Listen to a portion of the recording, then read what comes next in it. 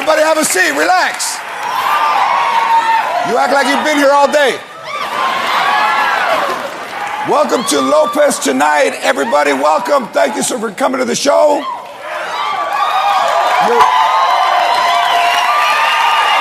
This is...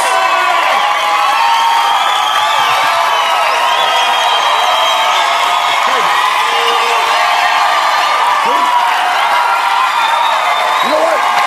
Let's just say it. When you pay for cable, there's more love. There's more love. There's more love when you gotta pay. Now, look around the people that don't pay for cable. I feel like I'm cheating. I better not clap. I got a black box. And Valentine's Day is different now than it was, because when we were kids, everybody loved their teacher. Like, you liked them, and you made her a Valentine's Day. And the one I liked was Miss Wilder. Started when I was little, and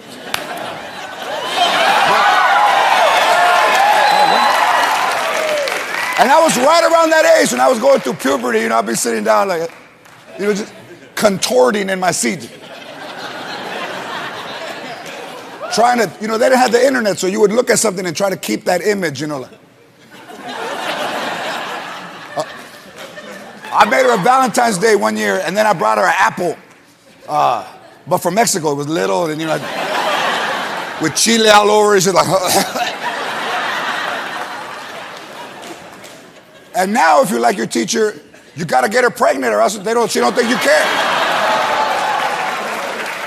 Cosmo came out with ideas for Valentine's Day that a woman can give a dude. It's about time. Finally, somebody's thinking. Finally, but stuff like, you know, the Hangover DVD and a framed picture of you and him. Yeah, that's what we want. Here's a picture so you don't forget me. You know what? You've been nagging me so much, I could never forget you. A hang gliding lesson? What kind of... That's got to be a white gift. Kyle, you've always wanted a hang glide. Us with a sheet on top of the bed. Hey, catch me, Rudy! Listen, you don't need any of that stuff. You don't need that Cosmo magazine. Ladies, if you want to show a man that you love him on Valentine's Day, offer to pay half the bills.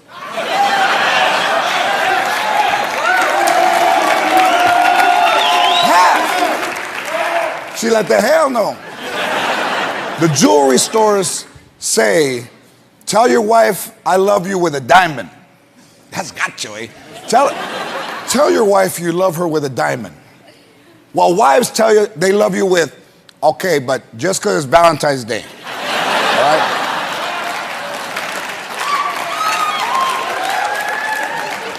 But take a shower and make it fast. And turn off the light, I don't want to see you. And it's Valentine's Day week here. It's also Black History Month. Los dos together. Black History Month and Valentine's Day. And they go together perfectly because you can use the same techniques that Martin Luther King used. Express no anger. Never retaliate on an opponent. Because you go crazy, you'll be outside your house with a sandwich board marching, I'm a man, just back and forth. And she'll come out with a water hose and a dog. You could give the I have a dream speech. I have a dream. And she'll say, yeah, cochino, I know your dream.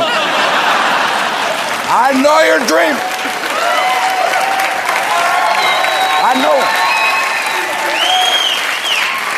Because I see the way you look at my friend. You're not bringing the two of us together. Not with you, Sucio Luther King.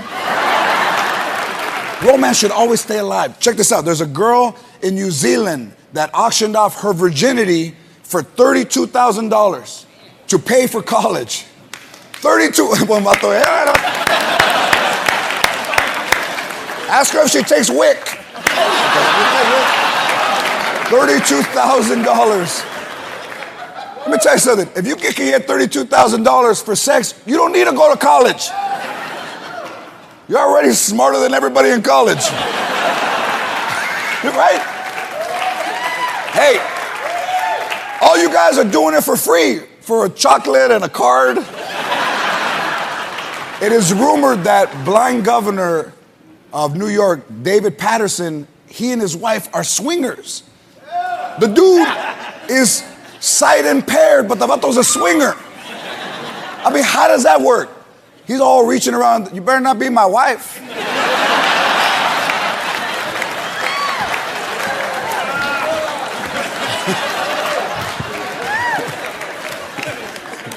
You know, he's all feeling up. Wait a minute, there's 3 chichis here. What is it? Bro, that's your seeing eye dog. Oh.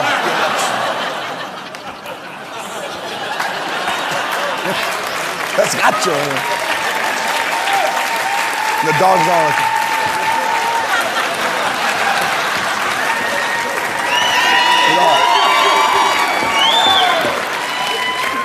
because you know what? People who are hot are never swingers. People who are attractive never swing. You ever see swingers? All they do with a mullet and acne on his ass, you know. Our horniness is gonna get us killed. I don't know if horniness is the medical term, but our horniness. Muslim doctors are giving female suicide bombers exploding breast implants. Chichis that explode.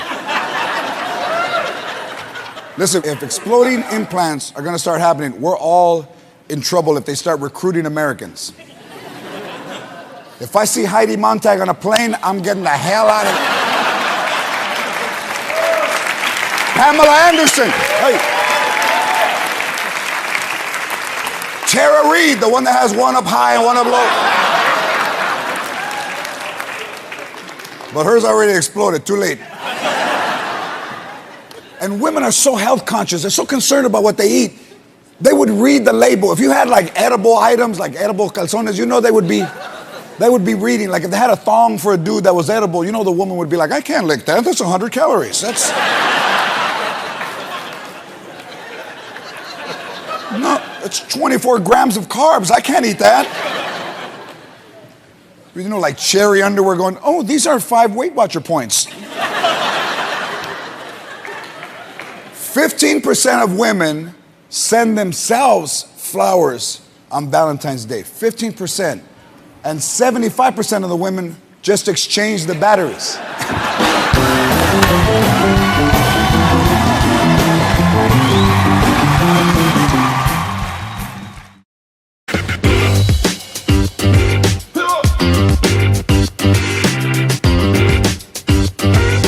Hello there.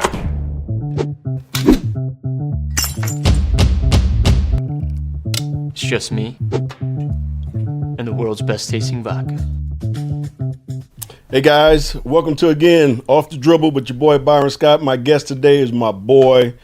This is my golf buddy. He's one of these brothers that you can call at any time, and he's there for you. And I got to tell you a little bit about a few years ago where he really was there for me. Such a lonely really life I lived, though. You know, when somebody can boy, be there, George Lopez. That's all I want to say. when my boy somebody's George there Lopez. 100% of the time, they got shit else to do except wait for the bat signal in the sky. Well, George, before we get into your career and everything that you've done, there was a very, very tough time for both of us a few years ago. Yeah, man. When our buddy, you know, Kobe Bryant passed away.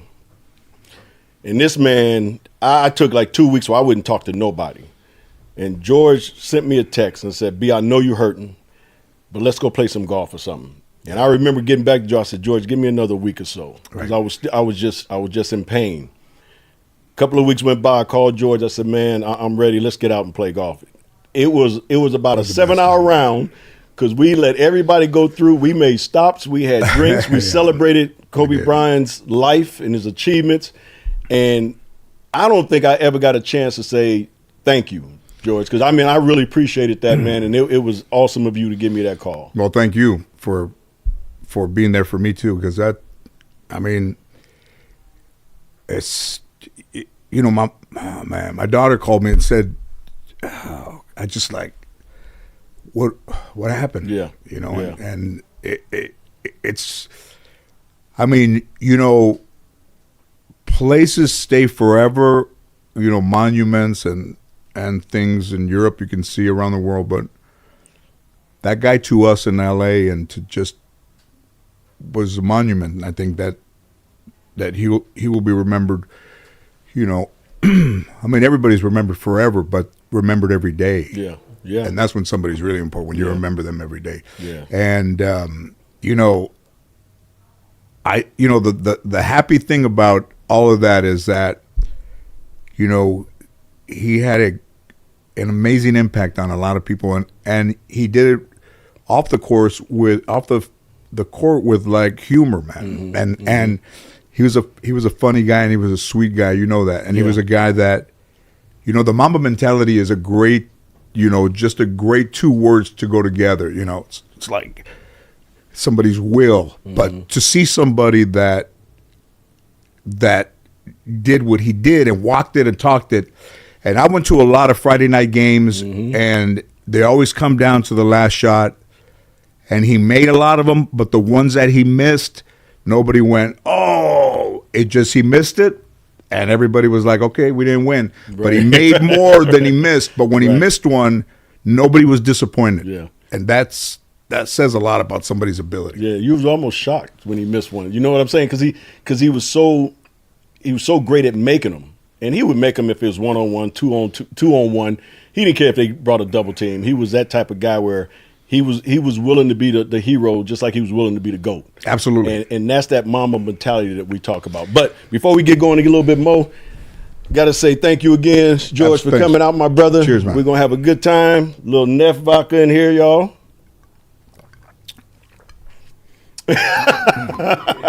Wow, that's good. Ain't that good? Yeah, that's really good. So, George, let's start off this way. I want to talk to you because you've done so much. You've accomplished so many things in the entertainment world. I mean, you one of my funniest friends I've ever been around. Thank you. I love playing golf with this man because we have 18 holes of laughter. Yeah, we might get some bad shots, but we're gonna have 18 holes of laughter. You know, listen, man, you're a professional athlete. I played golf because of my temperament, and you know, golf. I didn't want to get remarried, so I didn't want somebody telling me all my faults. So I'll let golf decide what's wrong with me. So, you know, if you cheat, you're cheating yourself. Yeah, if you quit, you're a quitter. If you write the wrong score down, if you're not gracious to people, if you don't say hello, and which all the things in life that are easy to do. Right. You know, so it was a way for me to see what people had said about me, criticisms about me, even when I was younger, and for me to realize when there was nobody else around and nobody to blame, that those were the real issues that I had about writing down the wrong score, integrity, cheating, moving the ball, and all of those things are someone's real life. It brings it out. So, you know, it changed my life. And then, you know, I used to get really mad and throw a club or something, you know. I'm no Reggie Bush, but that dude. Reggie be throwing them all over the place, don't he? Listen, man, I played in Cedric's golf tournament and clubs were flying all over the place. And then Cedric called my house and said, hey, have you seen a club in your bag? Reggie's missing a club. I said, have you checked in the trees and in the bushes? I mean, you throw a club, man. If you throw a club, that says a lot about when you want to throw one and you don't, now you're starting to internalize your things and to be better. There you go. And that's what golf has done for me. Like, I play pretty good. I play all those pro-ams. I mean, I can play good. I putt good. Short game's good. But I play for the temperament and the peace. Why does somebody go to the beach and watch a sunset? Because they go for the peace. Yeah, yeah. And there's a tranquility in that. And for me, there's tranquility in golfing, and you know, being a member at that club and knowing that most of the other Latinos that are there are like the service staff and all those guys. That means a lot to me too. Yeah, no, I mean, and first of all, it's a great track, great club. Yeah, and I appreciate, you know, the invites when we get a chance to play. But you remember, you know, we've known each other a long, long time, and yes, we have. You know, the Lakers have meant so much to me in my life, and you as a player.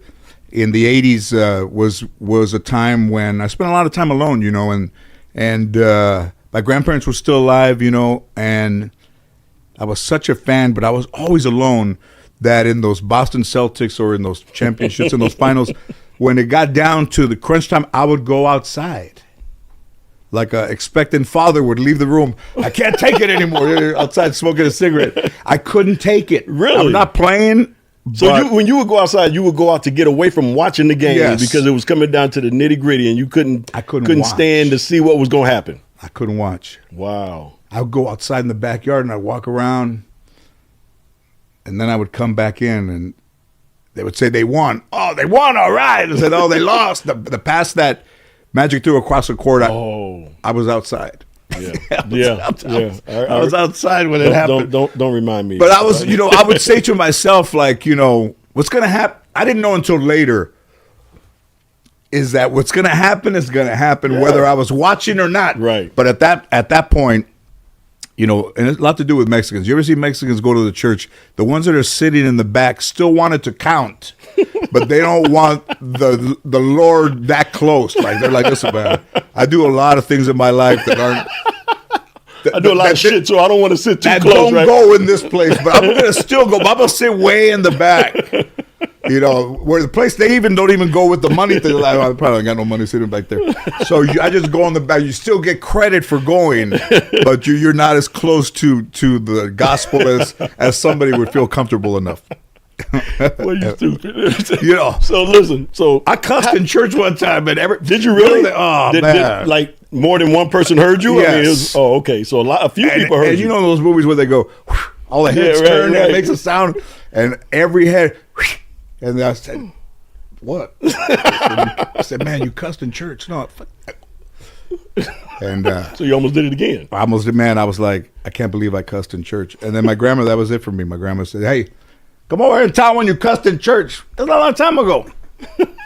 But yeah, nobody should cuss in church. No, I agree with you there. So how did you get started in the comedy?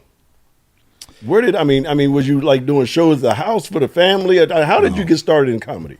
Man, that's a good question. Let's see. I think at first you have to be ignored. So my biological family was not a close family, and they ignored me a lot. My mom was not married, and my dad took off, and I was insignificant from even before I was born. So much less, and my mom was not well health-wise. She had epilepsy, and she had, a couple of things that made people believe that before I was born, that I was going to be, and listen, I've never said this word before, never told a story before. They thought I was going to be an imbecile. That's what they said. An imbecile. So they wouldn't hold me, and they wouldn't kind of look after me because they thought that I was going to get what she had. And the word imbecile is pretty harsh, man. And as a kid, my grandmother would sit, they would say to my grandmother, or when my mom was around when I was young, they would say, "Don't tell him that." And my grandmother would say, "Well, how else is he going to find out if I don't tell?" I mean, the things that were said in anger, listen, nobody bullshits in anger. Right. So when somebody's angry and they're yelling at you, it's coming from the heart. Everything it's coming from the heart. Listen, when somebody's shooting you with a gun, all those bullets have intention. When somebody's saying, "Listen, I don't know where that guy is, I don't know who your father is, and you ever thought you're gonna be an imbecile, nobody want to hold you, and and your mom it takes off and they can't find her for weeks," and you're just like a 6-year-old kid, man. You're like, I'm 6, but I don't think I need to hear all this. So we went to court when I was 7 to have my father declared legally dead. Really? So my mom was not the smartest woman. So my grandmother said, now here's another one I never told anybody. My grandmother said, "Mira, Frida, look at me and I'll tell you what to answer." So she goes in court in LA, the municipal court. Wow. Mira, look at me and I'll tell you what to answer. And she gets up there and she puts her hand up and she gets into the thing and they say, are today are you seeking the sole custody of George Lopez? And my mom looks, and my grandmother says, and she goes, no. I thought she was supposed to answer her. She said, and she goes, no. And then she's like, Frida! And she looks and she goes, yes. Was it no or yes? Now it's a you have, is it no or yes? And then now somebody who's not that smart has to pick between no and yes, like with no help. So she said yes. But for a minute there, it was like, what the fuck's going on, man? Like, and she had to answer the other questions on her own without, because they knew my grandmother was helping her. Right. So that was, listen, man, that was rough. Wow. That was, sorry about your ears, dude. but yeah, so it's like that. So that's how you start, like, in the humor. I think that I had good guys that I went to school with, and they all lived kind of in that 3-block radius of guys that are still my friends. But when I was, I started playing baseball. I wasn't even 7 yet, and my grandma signed me up for baseball. And then you go to the tryouts, and I was already playing baseball as like a little kid, I guess. And then they went to this recreational center in San Fernando. They were picking teams. I was the last guy picked.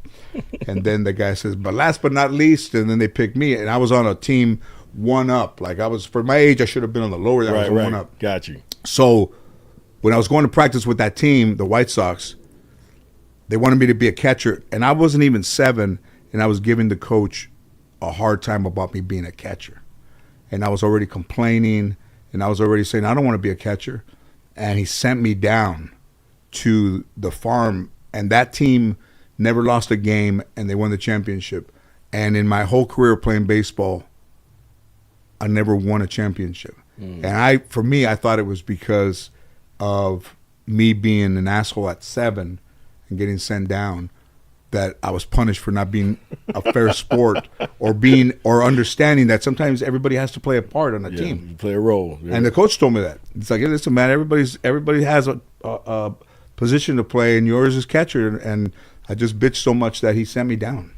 And then I went down to the Bears, and Alex Garcia, that boxer that boxed probably 20 years ago, he was on my team. And I remember tagging a guy out at second base, and I was catching.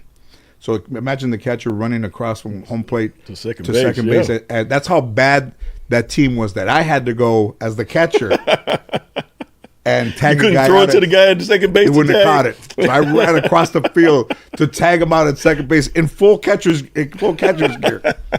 So I should have stayed at catcher because I was pretty good. But then, my grandparents and you went to a lot of Dodger games, and the guys that I grew up with were funny, and I was funny around them, but I was shy. I think if you're going to be a good comedian or good at anything, you have to have a lot of things wrong with you in the beginning. So being shy and around other people, but being funny around my friends was at least an opening to something for the future. But finding comedy, I think, through the Tonight Show and through sitcoms, watching Sanford and Son, and watching Chico and the Man, and Cheech and Chong albums, Richard Pryor albums, and George Carlin, and all those things. And then, when I was in junior high, my friend Ernie went to another school, and he said, hey, there's a guy at Kennedy High School, and he's going to the Comedy Store on Monday nights, and he's doing stand-up. And I'm like, he goes, we ought to go down there.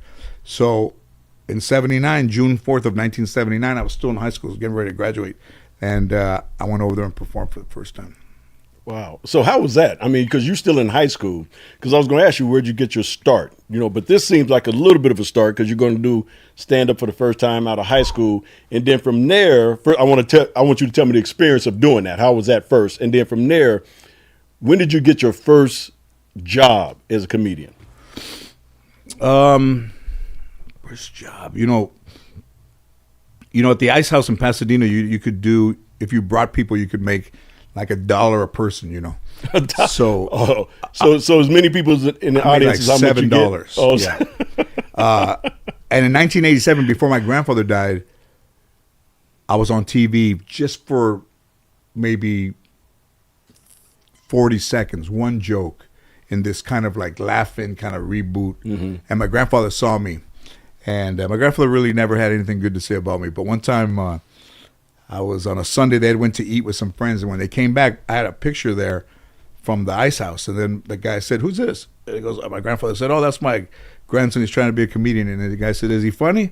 And he says, "No, but he's just starting." What great support, right? I thought that was the beginning, what could have been the beginning of a compliment. Right. So even through those track home walls, I could hear, but he never said anything really good to me. So I think, as sad as it is and as debilitating and as much as it hurts, if you stay down, then you stay down. And whatever it was in me, man, that made me get up, I knew I didn't want to stay down. Yeah. And not that those guys that I grew up with were nobodies. Right. I just said to somebody, I wanted to be somebody more than I wanted to be nobody. And, I never expected much of a career because, I always say, when you look like Mario Lopez, you can make it. But when you look like me, you got to be talented. So for that, I just, at some point, I quit. One time I was at this place called the Natural Fudge in Hollywood. And they made you buy like a sandwich in there. So it's a natural food store. So they bring me like a sandwich with sprouts and avocado. And this is like in the early 80s, 80, 81. And they did comedy on a Monday night.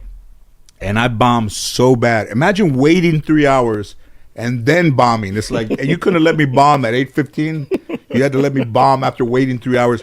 And when I was driving home, right at the 170 and Roscoe on the way north to where I live with my grandmother, I started crying in the car. And I said, I'm done. Like, I can't do this. I'm not good at it. It hurts. I've had it. And then I went home and I took a shower. And my grandma says, why are you taking a shower so late? And I was just, I'm taking a shower.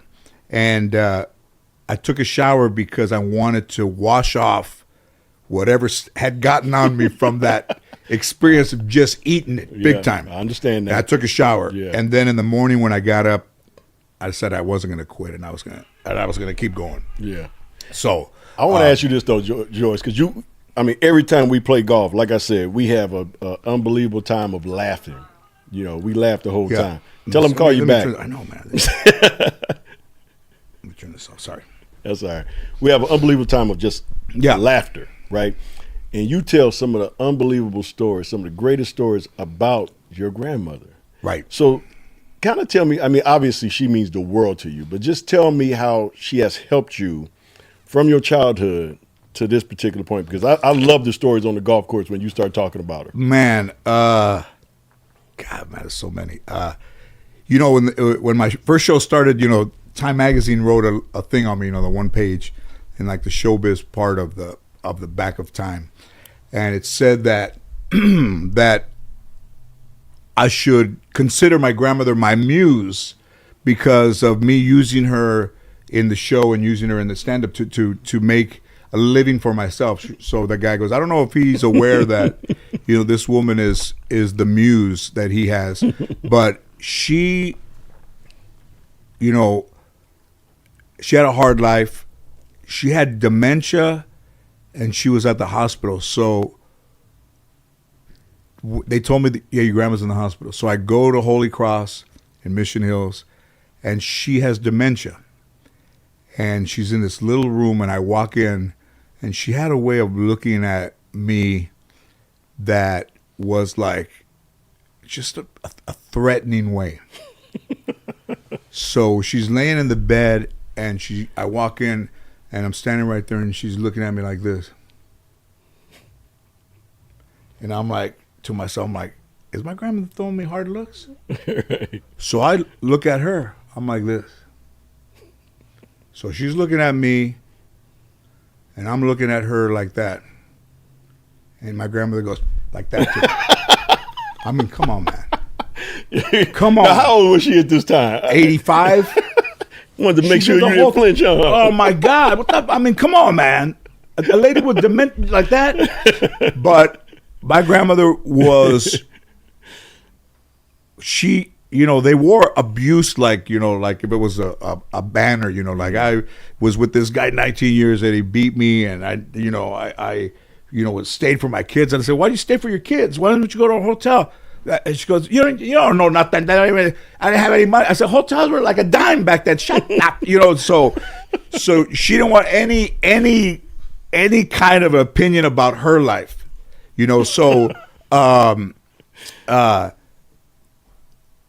My grandfather on Fridays, he'd get off early sometimes. They'd finish early, and he wouldn't get out of the truck right away. And my grandma would look through the window. He's scared to go in the house? They're drinking in the car for hours. Go tell them to come in. I walk out there. I go, Grandma wants you to come inside. They like it out to wait. All right. So I say, he told me to tell you to wait. So what did he say? So she started to make chile, that was her retaliation. So they had that mocajete, the thing, and the stone grinder. And because he would eat when he was drunk before he went to bed. So she said, if I make this chile really hot, it's my way of getting back to him. I can't poison him. I can't go out. And it's no wonder that she didn't go out there and say, get your ass inside. Right. So she would be grinding this chili. And I would come from baseball practice, and I would come through the cul-de-sac there, and I would see the truck there, and I'd see him inside, like at 8:30. And I would say, uh-oh. So I already knew. So I'd open the gate, and I would take 3 steps, maybe 20 feet from the house, and that chili would be in the air. And before I would walk into the house, I would go, it was just in the air. Because when it's so hot, you can't stand around. And my grandmother would be inside, and I'd go, and she would say, he doesn't want to come inside me now. And she just like grinding this thing, man. So her retaliation was chile for him, and she just never pulled any punches, man. And the first day of my show, like, you grow up and you want to be a comedian, and she knows. And it's a long shoot because the first show is always long, And then I look over there, and she's kind of looking off outside. We're going down the 5 freeway, and she's kind of wandering off, like looking off. And I'm like, at least say something to me. Like, I got this show. Right. So I said, literally, man, you got to believe me. I said, what do you think, Grandpa? And she goes, you want to know? And I said, yeah, I want to know. And she says, if I would have known it was going to take this long, I would have stayed home. I mean, come on, man. Your whole life, man. Right? I've known if I would take this long, I would have stayed home. And, my mom character was based off my grandmother. I was about to ask. And my grandmother watches the show, and she goes, And I said, what do you think? She goes, hey, you made me nice. That's what she said. Everybody said. Because I was going to ask you that. The George Lopez show. Yeah. Which I almost 20 years now. Yeah, I loved that show. I mean, I used to watch that show, and I was like, all right, I'm wondering, because we knew each other. And I'm wondering, is this but we didn't talk about our upbringing and things of that nature. So I was wondering if that show was based on your upbringing, a little bit of the family. Totally. That was kind of intertwined into that whole thing. But it was also one of the first, if I'm not mistaken, one of the first Mexican sitcoms on a major network at the time. There's a couple of things, I was selling out a bunch of shows at the amphitheater. Like, I think I sold out 22 in a row. And they came and wrote an article in the Daily News about me.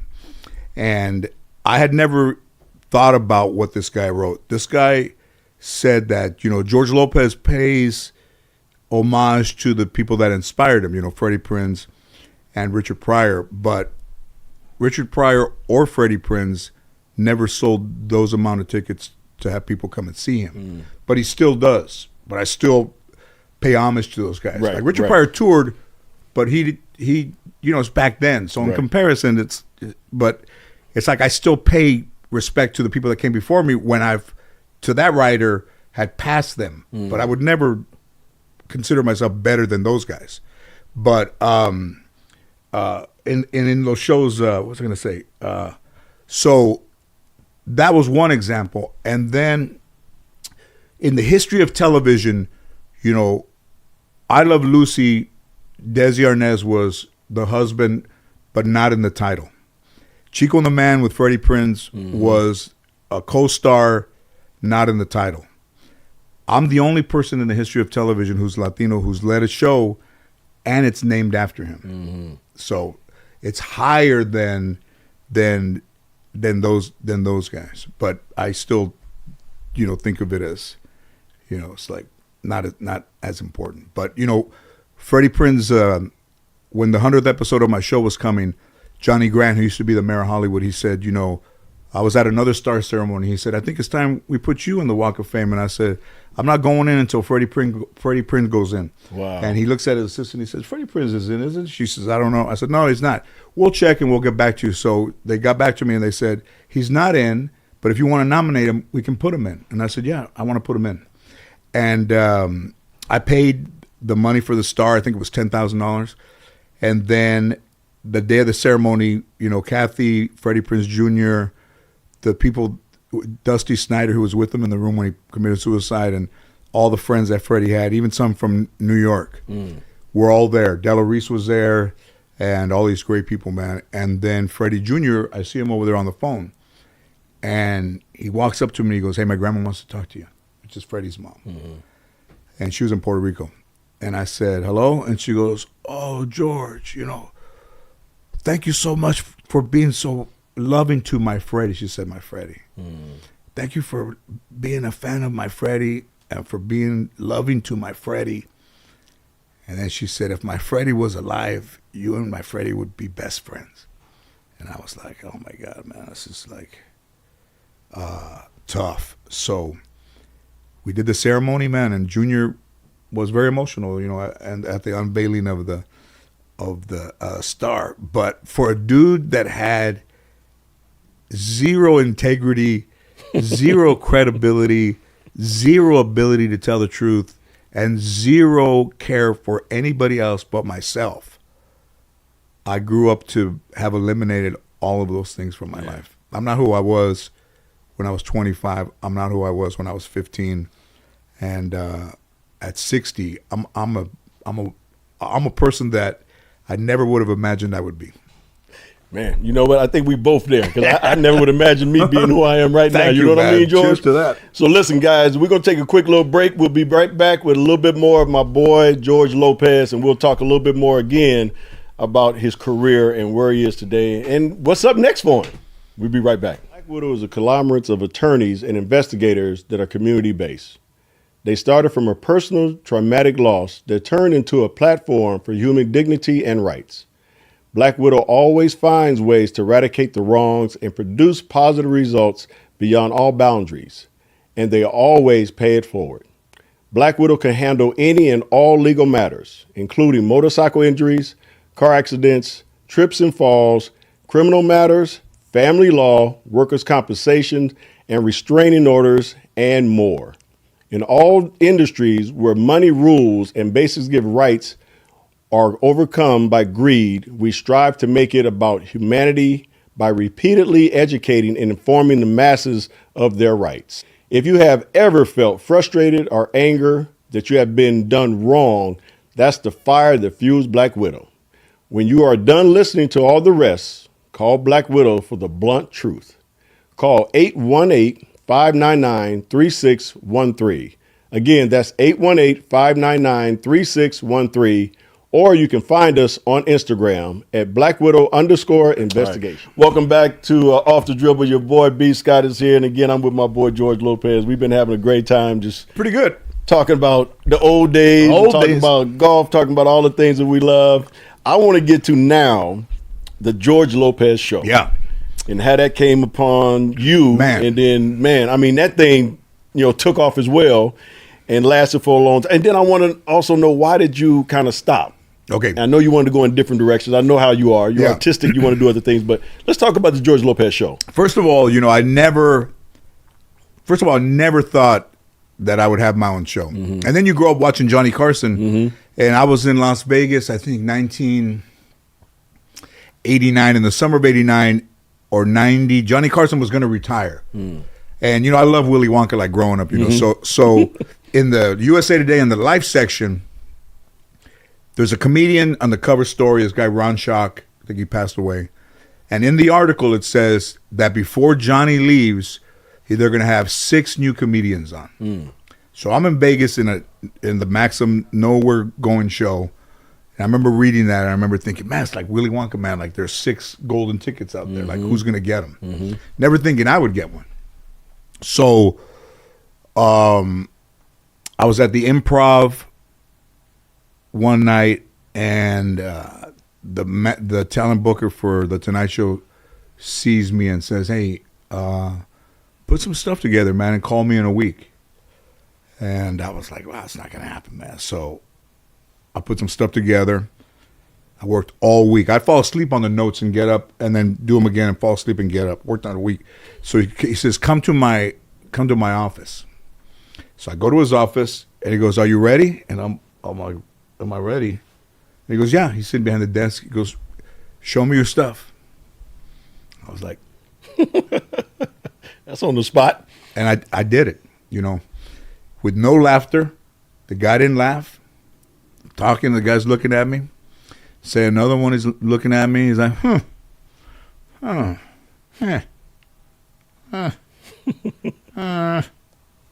I was done, he goes, congratulations, you got the Tonight Show. Are you serious? Yeah. He just made sounds. He goes, you didn't laugh. He goes, hey, if I make a sound, that's like a laugh. Because I've had people up here complete silence. And Bill Cosby bumped me in 91, and then I thought it was going to go away because there was stories about guys getting bumped and then never getting called back. So I got bumped, and then the next day they called, and I was on the next week. So in a sense, that was kind of like a beginning. But for the George Lopez show, I was drinking a lot from 95 to 99. I was on the road a lot, and I was going nowhere, and I was drinking a lot. I think my wife had kicked me out of the house. I was living in this apartment that we hadn't sold yet, some condo, sleeping on an air mattress. And then mine was probably like 4. And in the crib, I didn't dismantle the crib when we left because it was still there. So I had to see the empty room with a crib in there. And I'm sleeping on the, I remember I bought a toaster, and I'm like, can I afford to buy a toaster? And I just was like, man, this is like nowhere. I'm nowhere. And I used to worry about what everybody else was doing. And then in that condo there, empty, I started thinking, you know what, man, I'm going to worry less about what everybody's doing. I'm just going to worry about myself. Because I'm worried about everybody else, and look where I am. I'm living in this thing. And people would see me, and they go, I thought you moved. I was like, oh, no, we're doing some work up here, renovations. I fill up the mattress every night. But when I did that, things started to, you could feel a change. But also, I was at the Capital City Comedy Club, and Chappelle had been there the week before, and Sandra Bullock had come to see Chappelle. Sandra Bullock had a house in Austin, Texas. And then the manager comes to me after the first show and goes, hey, man, I got a call. I think Sandra Bullock's coming to the show. And I knew that I was not in condition or even professional enough as a comedian. I was drinking on stage, that it wouldn't have been entertaining. And the second shows are always like, half full, first one full. So I literally got on my knees in the dressing room and begged God to keep her from coming to the show. I got on my knees and I went like this, and I said, if you're up there, please don't let her come and see me. Wow. And then the guy knocks while the second show started. He goes, and I open the door. He goes, she's not coming, man. She called, and she's not going to come after all. Wow. So cut to like 2 years later, I get a call, and they said, hey, man, this producer's looking for a Latino, comedian and something. So everybody said, have you seen George Lopez? So this guy came to see me, and he was working for Sandra, but I didn't know at the time. And then he saw me, and he went away. And then I remember Ann said, did you talk to the guy? And I said, no, he left. A full calendar year later, the guy calls, and he said, hey, are you still interested in this project that we have? And I'm like, what project? And we found out it was Sandra. So I went to Sandra's office during the day. I wasn't going to go. I was hitting golf balls at Whitsett, and I was supposed to be there at 1. I think my manager knew that I might flake out. So about 12:15, he calls me. He goes, are you on your way? And I said, man, I'm not going over there, man. He goes, what do you mean? I said, what's she going to do for me? What's Sandra Bullock going to do for me? And he goes, hey, listen, man, they called and they said, is he coming? They ordered food. With him, it was always food. They ordered food. You better go over there, man. You're not going to leave her hanging. So I left the balls there at a big bucket, left them there, told the guy, hey, man, you can have these if you want. And I drove over there. And we sat for like 3 hours. She said, tell me about your life. And, she was crying. She was laughing and told my grandmother and everything, and she was writing it all down, had a writer assistant. And as we're walking down the stairs, she walked me out. And we got she opened the door for me. And before I left, I looked at her and I said, hey, I don't know how this is going to end up. I don't know if I ever see you again, or I don't know anything. I just want to say thank you for thinking of me, and thank you for what we're going to try to do, whether it happens or not. Just thank you. Right. And she looked at me and she goes, I want you to worry about being funny, and I want you to let me worry about everything else. And I got in the car and I was like, wow, man. It's like nobody ever said anything like that to me. So in the midst of the next year, the president of Warner Brothers came to see me, and he was in. He's like, I'm in. And then where we're going to take the show. And then the president of ABC came to see me and sat next to the president of Warner Brothers at the Ice House. And I did 25 minutes, and I told the dude, give me the light at 20. And I was killing him, man. Killing him. And he gives me the light, and almost like a boxer that knows that if he gets to the end of the fight, that he's won. So I was digging in a little bit, then I was kind of cruising at the end, and I knew what I had at the end. And when the light flicked on and off like that, it's like time, and I left, and the people were going crazy, man. And before I left the stage, before that guy got to me, in my head I thought, you just got yourself a television show. But I didn't know. Right. And then the next day I flew to Houston, and I got picked up by this dude in a town car, and Bruce called me, and he goes, he did Drew Carey, he was my partner. And he said, are you sitting down? I'm like, just got in Houston. He goes, ABC called, and they want to do the show. Congratulations. I was like, wow, man. So we hung up, and I told the driver, hey, man, I just got a show on ABC. Dude didn't turn around. He didn't say congratulations. He didn't say. He just kept driving. Didn't go, hey, good for you. Just kept driving. So that's how it came about. And then, it was that show was so real. Like in the early 80s, I got a DUI, and I got put in Foothill Jail, and I got taken to Van Nuys. It got arraigned. So when they take you on that sheriff's bus, I don't know if the sheriffs knew to pass by every place that was important to me in my life, but they passed by houses I used to go party at, houses that friends had, restaurants where I used to go, and I'm sitting there, I'm chained to some other dude, and I'm like, are these guys fucking, are they, is my grandmother driving this bus? They're going by my schools, they're going by my high school. I'm like, what the hell? Like, I'm on like a Starline tour. I'm like, man, this is getting depressing, man. Farewell to her. I said, going by all the shit I used to do. Oh, I said, this is depressing. So they throw you in the tank up there. They're getting ready to call you, and the door opens, and they bring in some guys with like the orange jumpsuits from county jail. So I'm sitting down, and I'm looking down, and then somebody sits next to me, and he's wearing those jail sandals, and I look down, and the guy's toes are painted red, and I'm like, this dude's got painted red toes. And I look up, and he's got blonde hair. He's a Latino guy, big guy, and he's got blonde hair, like a cross dresser. And I look down, I'm like, oh man. And the sheriff comes to the door, and he goes, Lopez. And I stood up, and I guess the dude's name was Lopez. And he stood up, and the sheriff goes, no, Mrs. Lopez. And I sat down, and the dude left. And I put that in the show. Word for word. Like I tried to keep it as real as I could. I used real names of my teachers, right? But I don't think it gets any more real than that. We did that in that Miss Lopez. Miss Lopez. Oh man, hilarious. So the show was a hit. I mean, the George Lopez show. The Tonight Show. Syndication was good. Yeah, syndication's still there. Almost 20 years. Yeah. And then I was still married. I decided to take a year off. And then it was just tough to be home. I hadn't been home, in 10 years. So I got offered a chance to do a talk show. So I did that for a couple of years, and in that I got divorced. But I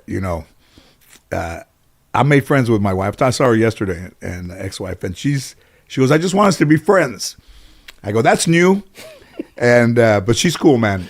That's and I didn't good. talk to her That's for a good. long time, but it was my fault that everything happened the way it happened. Right. But somehow, instead of being mad at myself, I became kind of mad at her. But that's all gone. Yeah, that's something that's something that George and I have in common. So we did talk a little bit Talked about on that. that golf course about us going through divorces and things of that nature and how we've kind of moved on. But I also want to ask you about the producing part that you gotten into. Yeah. You've done the stand up, and I also want to know: are you going to go back and do one more stand up gig or anything like that? I don't know, man. I think that would be so cool. With dementia running in the family, it's harder to remember that stuff.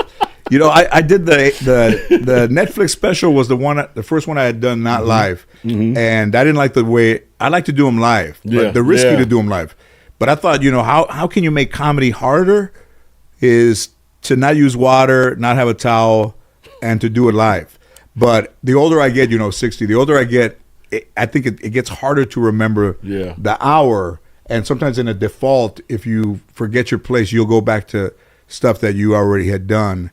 And live, you want to keep it, legit. So, but I feel you there. yeah, but producing was new to me. And then, I just felt like, some guys want big parts. I just felt like, and I told my agents, like, hey man, don't look at parts like big parts. Just look at parts as like good parts. Right. And then I started to do animation.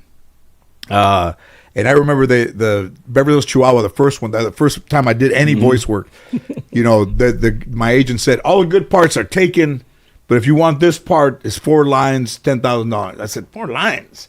So I said, I'm not sure. So she goes, I want to know if you're doing it. You're doing it. If not, they're going to move on. And I said, you know what? I'll do it. And I remember getting there 5 minutes late, and I meet this director, Raja Gosnell, and I look over, and Drew Barrymore's in there. And I'm like, what the fuck is Drew Barrymore doing in here? And I said, oh, she's the girl dog. So I'm like, are you ready to start? I'm like, yeah.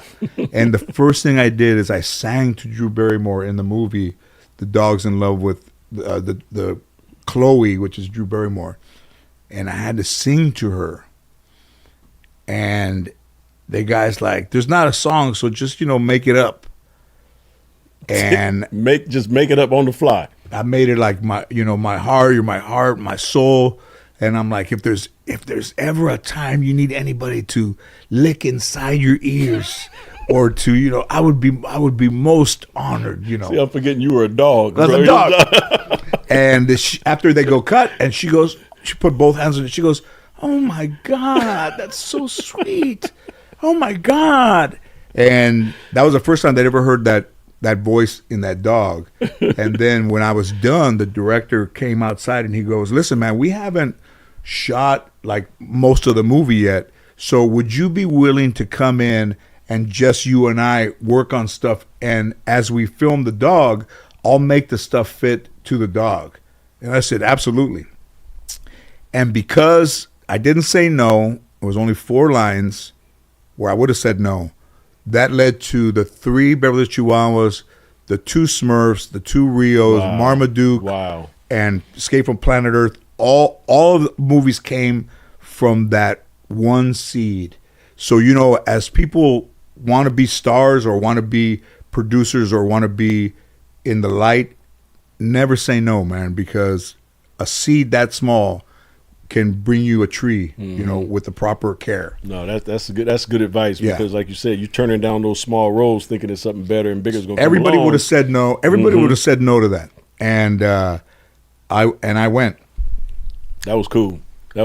George, I want to go back, and we talked about this a little bit off the camera during our break, and I was telling you about the movie that you were in with Ty Diggs, and I couldn't remember the name, and it was River Runs Red. River Runs Red, where you had a much more serious part, because everybody knows you as a comedian. Everybody knows, your stand-up and the Lopez show, the Tonight Show. They all know that. But I don't know how many people, and I'm sure it was a lot, but I know for me, when I first saw that and saw you in that role, I was like, damn, because you were really good. Yeah, thank you. And how was that for you? Because again, you're going from being a comedian to a very serious role. How was that for you?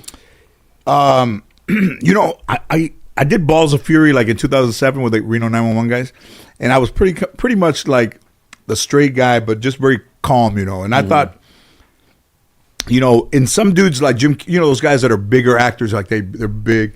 I wasn't a broad actor, you know. I was good at being just, you know, more deadpan. So when Wes Miller, that director, African American director, said, "I got something for you," and I said, I'd already done a couple parts that were dramatic, and Tay was in that thing, and I was like, you know, I'll do it. Yeah, that's cool. And you know, I had lost a friend to a police officer shooting. So if you look as an actor, like, what do you? I remember Ben Kingsley told me on my talk show that every experience that he's had, and he was neglected as a child. Like, he went into a bottle, you know, put all my bad experiences in the bottle, and whenever I need them, I open the bottle and I take one out, and then I put the cap back on and I save it for the next time. Like, so he used all the experiences as in his life to make him the actor that he is, like the dramatic part. He would remember things, and I did that. You know, cried on cue. You know, about losing a child, and Tay had lost a child, and I had immediate chemistry with him. You know, and you know, my show had already been out forever. I mean, you know, so we're in Louisville, Kentucky, and we're shooting this scene in the car, and I'm driving, and the movie trailer's in front of us, and they're filming us. And he says, "So I want you guys to drive around, and you're looking for the police. Like, we're looking for the guys. We're going like a Western. We're going after these two police officers." So we're driving, and we're going under the bridge, and we're going around the town. And he goes, "Keep going, guys. You're all right. Look around." And we go under this underpass, and there's a homeless guy walking with a push cart and all his stuff, and he's got a hoodie over his head that's hanging like hair, and he's just pushing his cart. And as we drive under the underpass, he looks over, and as we pass him, he goes, "George Lopez!" And when we stop, everybody gets out, and they come over to the car, and they go, "Did that guy yell George Lopez?" And I go, "He did. The homeless guy yelled your name. How did he know? How did he know it was you?" I go, "I don't know. Maybe I got a TV in the car. I don't know."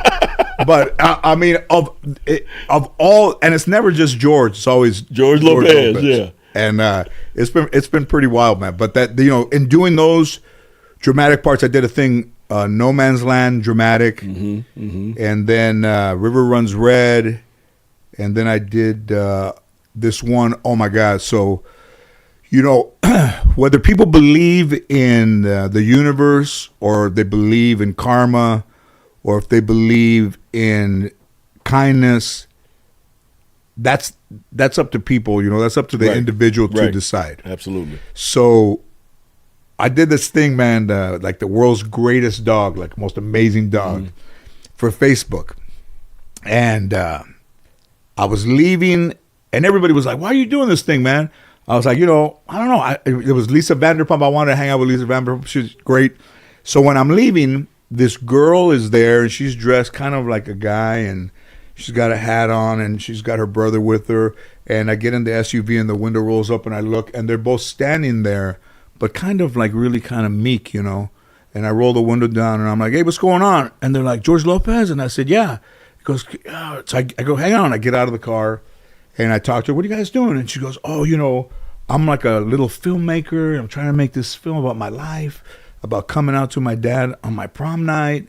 And, you know, I wrote it already. And it's funny, man, because my brother and I were just talking about you. Like, you would be the best person to play my dad. And then here you are."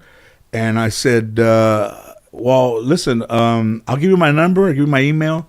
And if you get to the point where you make this thing," I said, "let me know. I'll be your father. I'll play your father."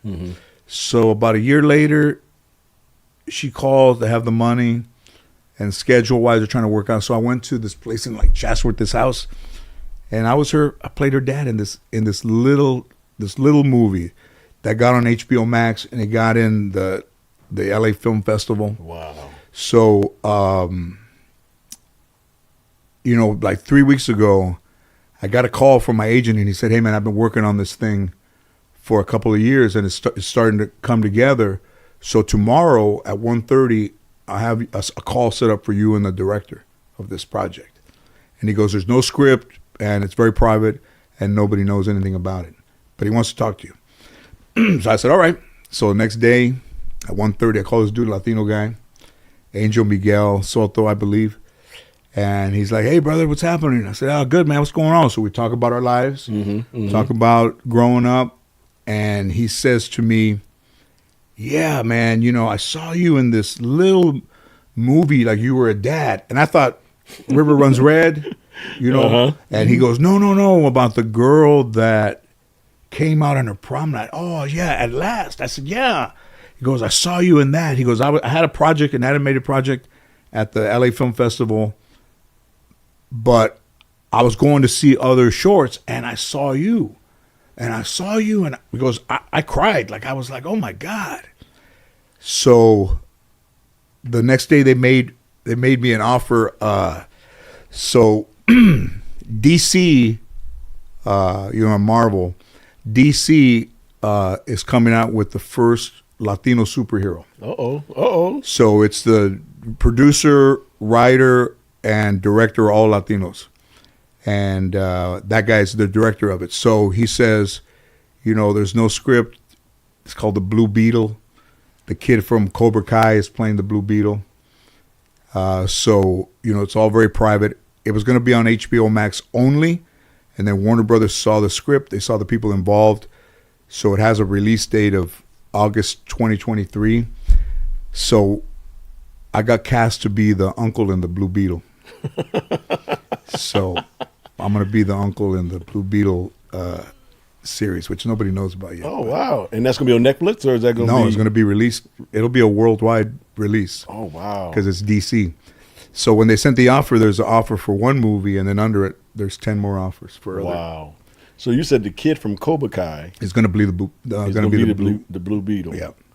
Wow. And I'm That's the so uncle. cool. And I'm the uncle in the Blue Beetle. That is so cool, George. Which is big, man. I mean, you know, I've had quite cool. a career, but to get involved in the DC universe is big. Batman. Yeah. And I think Batman is in our movie, but yeah. It's a big, big deal. Yeah. DC got everybody. And nobody knows man. right now but you guys. Well, there you go. See, that's what's happened when you're watching Off the Dribble with Byron Scott. You get stuff like this from George Lopez. You get the first of everything. You get it way before you even hit the presses. See, that's what it's all about. George, I mean, we talked about your producing. We talked about you as a comedian, drama, you know, just unbelievable actor, what you have meant to the Latino community. Yeah. How important is that to you? I don't know what I've meant to the Latino community. You know, come on, man. Come on now. I mean, you know, all the things you've done. Come on now. Well, I know what they've meant to me, and I think, you know, what they've meant to me is it might be the first family I ever had. Of all those people that come up to you and say, hey, man, we saw you in this, or my daughter loves you, or if you look at YouTube, every time they play Lowrider, like a little kid is jumping up and down the bed like they know my face. Like this little kid was taking a walk and with his dad, and the kid's got to be 4 years old. And there's a van with my picture on it, and the little kid walks over, and his dad says, where you going? And he goes over to the van, and he points at my picture, and he goes, George Lopez. And the dad is like, how does this 4-year-old kid know who you are? That's right, yeah. And, you know, I was always mad at everything, and I was always just negative about myself and about my upbringing. But through just that one time in that day where you're down, I mean, you can only go down worse. But I decided to not worry about everybody else and worry about myself. And that was the day that I think everything, you know, if you go one day without wishing anybody ill, then makes the next day easier. So when I turned that page and went to being not the most positive person, but not wishing anybody any harm or any bad things to happen to them. And, you know, I had grown up around Buddhist temples, you know, my whole life. And then I met the Dalai Lama like in 2012 or 10. and then I spoke at his 80th birthday party. So those guys and that thing really helped me. Just, since I cussed in church, I don't think about welcome back. So I think that, just the principles of being kind really made kind of the universe spin my way. Yeah. Yeah. I had another question for you though, and we're the same age, so you grew up in the hood like I did, and at our time, there was a whole lot of gangs, Ooh. Crips and Bloods, the Essays, Sunshine Crips, the Pyrus, How did you avoid? I know how I did. Obviously you did as well with laughter and things of that nature. But did they leave you alone because you could ball? Yes. Yeah. The reason the Crips and Blood would leave me alone when I was in high school, I would be coming home and they would stop us, because we always traveled like 6 or 7 of them anyway, because we wanted to make sure we protected ourselves. Right. But when they would jump out the car and surround you, Man, it's 6 of us, 12, 13 of them. And then they would be one person be like, oh, that's that kid from Morningside High. Man. That plays ball. No, they good. They good. And they would leave us alone. Yeah. So in your situation, I know you had to avoid the gangs as well. How did you do that? Man, my grandfather never really, I don't think he hit me. I think it's more mental. He made me more afraid of him than of being in gangs. But the guys that I grew up with started in high school. They started to go a little sideways, man. They would leave school and go do home invasions, like they'd break into houses. And they would come back to school and they would have, chains or money or necklaces and all stuff. the shit they stole, basically. And all the shit they stole. And they would be like, you want some of this shit? I'm like, no, I'm good, man. I'm good. And then those guys ended up getting caught. And then other guys would beat up. I remember one time, man, there was a kid and his dad playing in the park, and those guys were throwing a football around, and then they were going to have a meeting, and they asked me to leave because I wasn't with those guys, and those guys I grew up with, and they ended up beating up that guy in front of his kid. And that's when I was like, these dudes, man, that's just bad, And I didn't have a father, so it meant a lot. And then those guys, I was just like, all right, I'm gonna gradually cut these cats out, and just I played baseball, but they were always around, and they'd always try to get you to leave school. No, I'm good, man. I gotta do my thing, man. I got, however, but I decided, it wasn't my grandfather's, upbringing that I just decided for myself that I didn't want to go that way. I could have, yeah, of course, but I wasn't that type of guy, and I already was into comedy and all that stuff. So I decided to let them have that, and and go on and do my thing. But the thing, when I got back home and my grandfather was there, he would belittle me for like leaving and coming back early. What happened? Those guys kicked you out. They didn't want you around. Huh? Is that what happened? But when I was 14, we had this dance, and a lot of the girls from school were going, and then I was dressed in the best clothes that I had. Right. And then this guy said to me in front of everybody, I thought we were supposed to dress up. And man, it broke my heart, man. And I went home and I got in my room and I said, if I grow up and if I make anything of myself, nobody's going to ever make fun of me for the things that I'm wearing. And I've done it. Yeah, no, you've done it and some. Yeah. So George, what are some of the things that you're working on or doing right now that we got to be looking out for? Yeah, right now we're getting ready to shoot a pilot with my real daughter Mayan. Oh wow, that's cool. For NBC, and Bruce Alford, my original creator. They're excited about this thing called Lopez versus Lopez, like court papers. Oh yeah. And is that how you came up with the name? Man, Lopez versus Lopez. Divorce. Oh, great. You mean where I lost half my money? Yeah, sure. I think that's funny. Yeah, let's go back to that, right? My wife gave me a kidney and I left her. Yeah, why not? But that's one.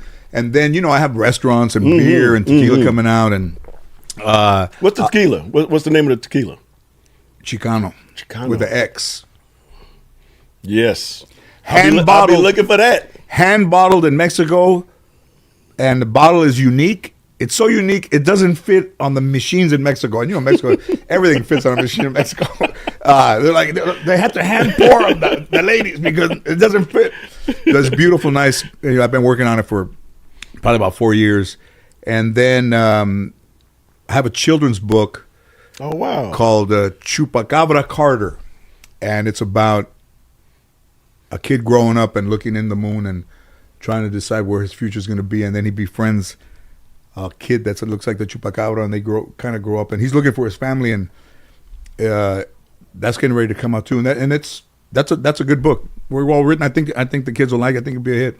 Good. I got 2 granddaughters, or I got 4 granddaughters. They'll love it, man. Very so drawn very well. Get it and read it to them. And the restaurants are doing extremely well. I know that. Good. Yep. Opening you had some the more. one in Manhattan Beach, or got the one in Hermosa, yep. And then I think they're going to open one in the Stratosphere in Vegas, and then there's one going up in some casinos around the country. So, everything's good, man. Listen, guys, I want to thank my boy George Lopez for coming by today. Look out for the movie later on, because again, like he just said, we the only one know about that right now. This is something that hasn't been talked about yet, but when it comes out, check it out. George Lopez, my boy, my golf buddy, my drinking buddy, my man. Woo, my man. I want to thank you again, G. B, I love you, brother. Love you too, man. guys. This is another episode of Off the Dribble with your boy Byron Scott. Wait for the next one. Check us out. And you can always go on and subscribe. We're on YouTube, and anything you can find that does podcasts, we are on it. So check us out. And we are out with my boy George Lopez. Until the next time, guys. Peace.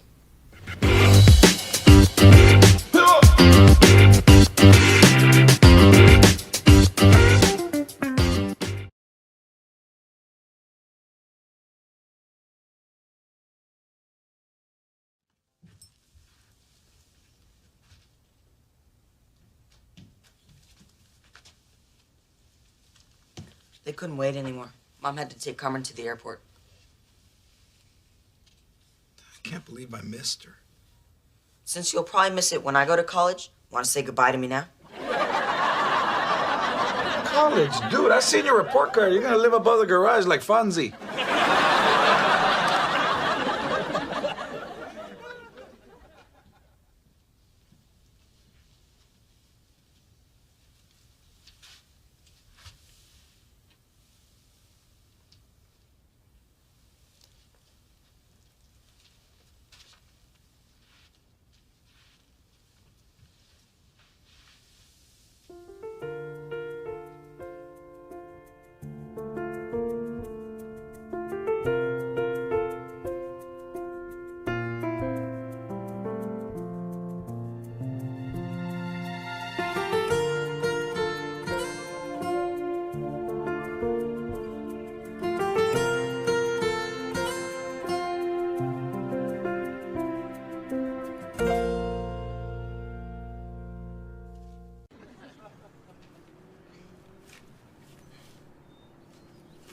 Be honest, do you like this dress on me?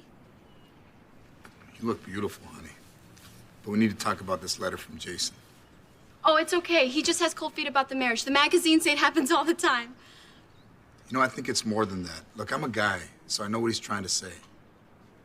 Let me translate it for you.